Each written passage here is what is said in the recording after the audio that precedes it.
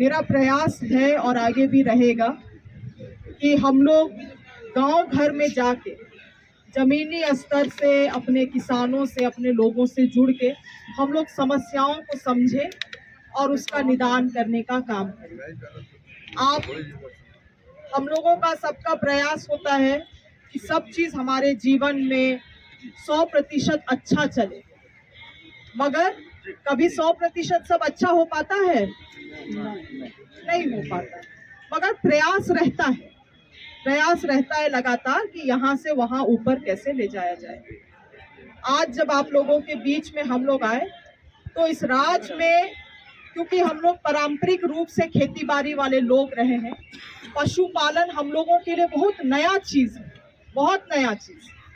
और आज यही कारण है कि हमारे राज्य के किसान अन्य राज्य की तरह आज तक इसका पूरा क्षमता का लाभ नहीं मिला है उनको। तो हम लोग बाजार को कैसे दुरुस्त करें, किसानों को जो हो रहा नुकसान है, जो हो रहा समस्या है, उसको कैसे दूर करें, उन्हीं को जानने के लिए हम लोग आए। इस बात को तो हम लोगों को पहले से ही जानकारी था कि किसानों को सबसे ज्यादा दिक्कत होता है मवेशियों को रोड में ले जाने में। आज किसान अपना 2 बैल भी ले जा रहा है जोत कोड़ करने के लिए, तो उसको भी रोक दिया जाता है। ये है समस्या, मगर इसका समस्या केवल इस बाजार में नहीं, पूरे झारखंड में है।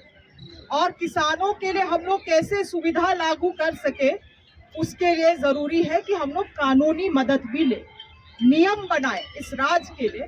और हमारे साथ जो अधिकारी आए हैं उसको भी उन्हें भी हम निर्देशित किए हैं कि एक नियम तैयार किया जाए अगले 10 दिन के अंदर। 10 दिन के अंदर नियम तैयार होना है, ये मत बोलिएगा कि लागू कर, नियम है, नियम को जांच पड़ताल करना पड़ता है ताकि उससे किसी का नुकसान भी ना हो।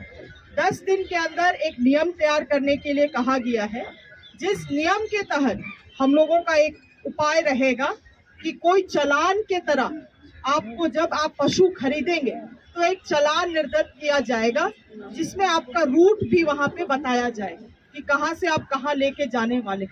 और थाना पुलिस को भी उसी तरह से निर्देशित किया जाएगा कि जिसके पास वो चालान है, सर्टिफिकेट है, उसका चालान को देखते हुए उसको उस स्थल तक जाने में कोई भी दिक्कत नहीं होगी। नियम को बनाते हुए हम लोग इसको सरकार से लागू भी कराने का काम करेंगे और जो थाना पुलिस है उनको उसी तरह से निर्देशित भी किया जाएगा ताकि किसानों को समस्या ना हो। मगर हाँ, आप यहाँ से लेके बेड़ों तक बोल रहे हैं, बेड़ों में आपका जानवर पलामू में पकड़ा रहा है तो उसका जिम्मेवार हम लोग नहीं, किसानों को भी जिम्मेवारी लेना होगा, क्योंकि ये दोनों तालमेल से, सरकार और किसान के तालमेल से ही हम लोग उनको सही अधिकार दिला पाएंगे। इस बात से आप सहमत है ना? जी जी। तो तालमेल आपको बैठाना होगा। दूसरी चीज है कि बहुत सारा, क्योंकि ये कृषि बहुल क्षेत्र है आप लोगों का, यहाँ एक भी कोल्ड स्टोरेज नहीं है, तो हम लोग जो बेहतर पॉइंट होगा वहाँ पे भी कोल्ड स्टोरेज बनाने का हम लोग एक प्रावधान करेंगे, है ना? मगर उसके लिए कौन सा जगह उपयुक्त होगा उसके लिए भी हम लोग जांच करेंगे, ताकि जैसे कि आपका जहाँ कॉम्प्लेक्स बना, जिसको हमारे तिवारी जी बता रहे थे, और आज तक उस कॉम्प्लेक्स का कोई उपयोग नहीं हुआ, तो वैसा स्थल पे ना बने, जिसके लिए उन बारीकी से उन चीजों को भी हम लोग लेंगे।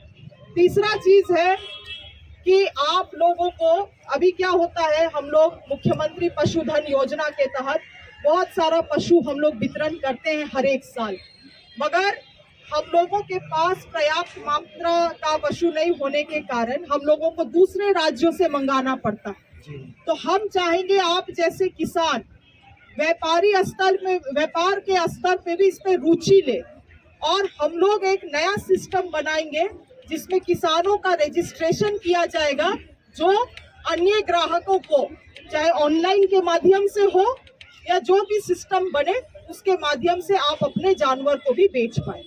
अच्छी चीज है, आज किसानों को यहाँ आना पड़ रहा है, मगर जरूरत पड़े तो आपका जो बछड़ा है, आपका जो पशु है, उसको बोकारो के भी लोग खरीद सकते हैं, मार्केट का आपका बड़ा हो जाएगा। तो उस तरह का एक सिस्टम जब हम लोग बनाएंगे तो आप लोग भी इच्छुक रहिएगा उसमें अपने आप को रजिस्ट्रेशन कराने के लिए, है ना? और उसके अलावे है कि इस पूरे क्षेत्र में अपार क्षमता है। आप लोग केवल खेती बाड़ी में सीमित नहीं है, आप पशुपालन की ओर बढ़े हैं। आप जानते हैं कि हम लोग का एक मेधा डेयरी भी चलता है, मालूम है ना आप लोगों को, जहां हम लोग दूध का कलेक्शन करते हैं। आप क्या बता पाइएगा यहाँ कितना सेंटर्स है हमारे, एमटीपीज कितने हैं? राज्य में 1100 है, जिसमें रांची में ही ज्यादा है। हाँ, हम लोग का प्रयास रहेगा कि जो दूध कलेक्शन सेंटर है उसकी संख्या भी इस क्षेत्र में बढ़ाया जाए। कल हम मांडर प्रखंड में थे, आप लोगों को बता रहे हैं, एक महिला 2016 में शुरू की दो गाय से आज के दिन वो केवल दूध वहां पे कलेक्शन पॉइंट में ले जाती है प्रत्येक दिन 120 लीटर प्रत्येक दिन, और महीने का उसका कमाई है 2 लाख रुपए। अतिरिक्त है ना, ये जो आप कर रहे हैं उसके अलावे अतिरिक्त ये आपका आय है। उन चीजों में भी ध्यान दें। सरकार मत्स्य पालन के क्षेत्र में भी बहुत कुछ कर रहा है।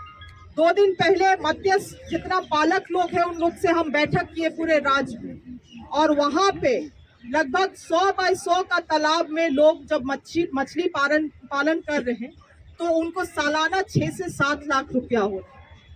हम ये बतलाने का आपको प्रयास कर रहे हैं कि आप अपने सोच को सीमित मत रखिए। आप किसान केवल 2 गाय तक सीमित नहीं है, आपके पास जमीन है, आपके पास क्षमता है, आपके पास मेहनत है, तो क्यों ना आप अपना दायरा को बढ़ाइए।